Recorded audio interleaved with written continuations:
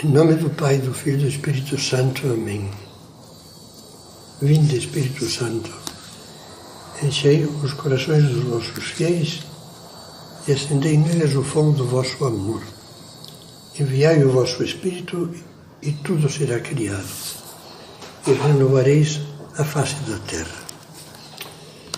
Invocando o Espírito Santo, começamos uma nova série de meditações. Uma série extensa, longa. Vai abordar uma necessidade urgente na formação do cristão hoje em dia. Um aspecto em que a carência é dolorosa, é triste, porque é enorme. O tema são as virtudes. E começaremos pensando na importância que têm as virtudes para a nossa realização humana e cristã. Quando lemos atentamente o Evangelho, nós percebemos que uma das verdades que Cristo nos lembra de diversas maneiras é que nós somos responsáveis pela realização da nossa vida. Certamente a vida cristã depende essencialmente da graça de Deus. A própria vida humana, o fato de existirmos, já é um grande dom de Deus. E muito mais ainda é a graça do Espírito Santo que inicia, inspira, fortalece e orienta toda a realização sobrenatural do cristão, guiando até a meta que é a santidade e o céu. Mas lembre-se de que o dom da graça divina não é dado a uma pedra nem a uma planta, mas a seres humanos inteligentes e livres, que pensam e decidem, que podem dizer sim e dizer não. Precisamos, por isso, de corresponder livremente, voluntariamente aos dons recebidos. Depende de nós fazê-los frutificar ou desperdiçá-los. Para ilustrar a importância dessa correspondência, Cristo, com a sua pedagogia divina, recorre a diversas imagens para que todos o possamos entender. Várias vezes, por exemplo, como você sabe, compara o nosso desenvolvimento cristão ao das sementes de trigo, que são um dom que o semeador lança à terra. Elas podem crescer, podem secar, podem deixar-se levar pelos pássaros ou ser sufocadas, invadidas pelo mato, ou podem germinar e ir desenvolvendo-se até dar o fruto pleno. Depende de nós sermos terra limpa, acolhedora e fecunda. Outra comparação que tanto Jesus como São Paulo utilizam, ou sobre a qual vamos nos deter agora, é a da construção de um edifício. A vida cristã deve ser edificada como uma casa. Nessa empreitada podemos fracassar por 3 motivos. Primeiro, por ter um alicerce inconsistente, que não suporta o peso do edifício. Segundo, por ter um mau projeto de execução, que deixa a obra parada pela metade. Terceiro, porque mesmo tendo um alicerce bom e um projeto excelente, pretendemos executá-lo com material ruim. Vamos pensar no primeiro ponto. A falha de alicerce é mencionada por Cristo no final do discurso da montanha. Aquele que ouve as minhas palavras e as põe em prática é semelhante a um homem prudente que edificou a sua casa sobre a rocha. Houve enchentes, chuvas torrenciais e vendavais, mas a casa não desabou porque o alicerce era firme, rocha. Pelo contrário, aquele que escuta as palavras de Cristo e não as pratica, constrói sobre areia. As tempestades derrubaram a casa e, como diz Jesus, grande foi a sua ruína. Segundo ponto, a falha do projeto. Da falha do mau projeto, do projeto de execução, falou Jesus a uma multidão que o seguia. Parece-me que foi a única vez em que Cristo se referiu a um homem ridículo, que provocava o riso dos outros. Vamos ouvi-lo.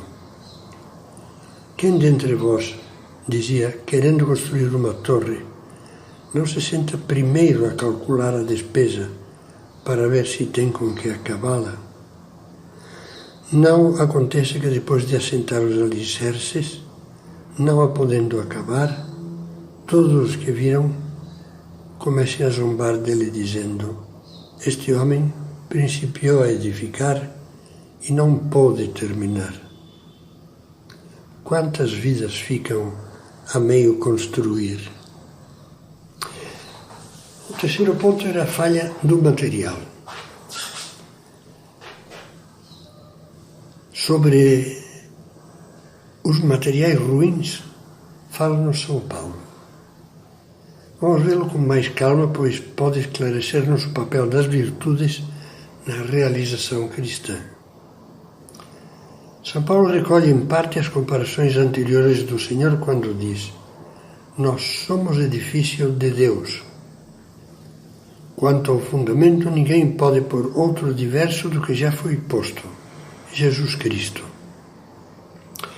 Fica claro com isso que a nossa vida tem de ser edificada com o auxílio de Deus. Somos edifício de Deus. E fica claro também que só edificaremos bem se o alicerce for a fé em Cristo, a rocha da palavra e da graça de Cristo. Mas a comparação de São Paulo vai além. Ele diz: veja cada um, porém, como edifica. Se alguém edifica sobre esse fundamento da fé, da palavra de Cristo, se alguém edifica sobre esse fundamento com ouro ou com prata, ou com pedras preciosas, com madeira ou com feno ou com palha, a obra de cada um ficará patente, pois o dia do Senhor, o dia do juízo, a fará conhecer. Pelo fogo será revelada, e o fogo provará o que vale o trabalho de cada um. Se a construção resistir, o construtor receberá a recompensa. Se pegar fogo, arcará com os danos. Aqui menciona simbolicamente os materiais de construção. Uns podem ser de grande qualidade, outros frágeis e perecíveis. Você que acha destas palavras de São Paulo?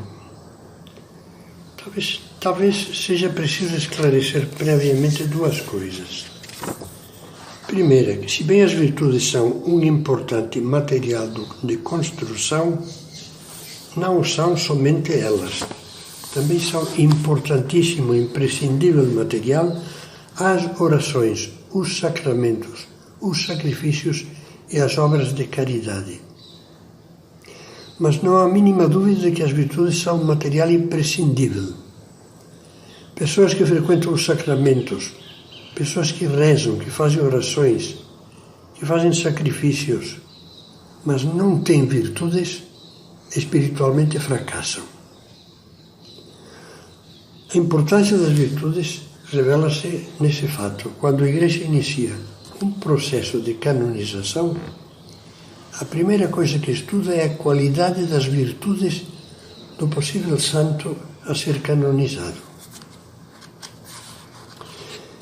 Dizia que tínhamos que ter em conta duas coisas. A segunda,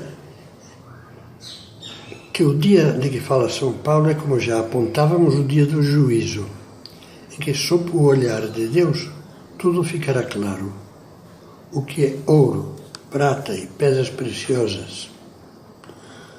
O que é apenas madeira que apodrece, feno ou palha.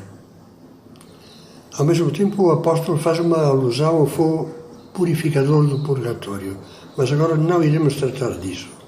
Estamos centrando a atenção na nossa meditação neste importante material que são as virtudes.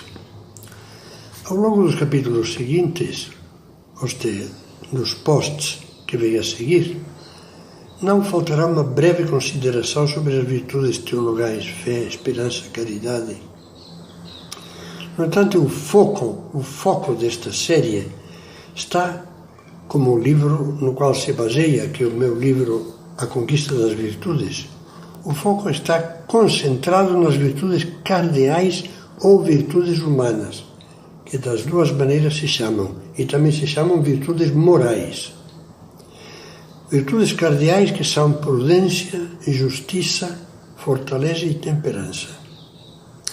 E vamos nos deter especialmente no que é preciso para adquirir e cultivar as virtudes. Vamos fazer agora um breve exame sobre o ouro e a palha. Muito embora estejamos ainda na fase preliminar das nossas reflexões, penso que pode ajudar-nos para aquecer o motor, por assim dizer, começar fazendo um pequeno exame prático sobre o que é ouro e o que é palha nas nossas virtudes. Vejamos. Como é que responderíamos às seguintes perguntas? Como anda a tua fortaleza? Você acha que enfrenta os deveres e as dificuldades com o ouro da coragem? Ou fica com a palha da queixa e da reclamação? Você sofre com a elegância do topázio e a firmeza do diamante? Ou quando aparece a dor ou os problemas, a sua alma se racha como uma madeira carcomida?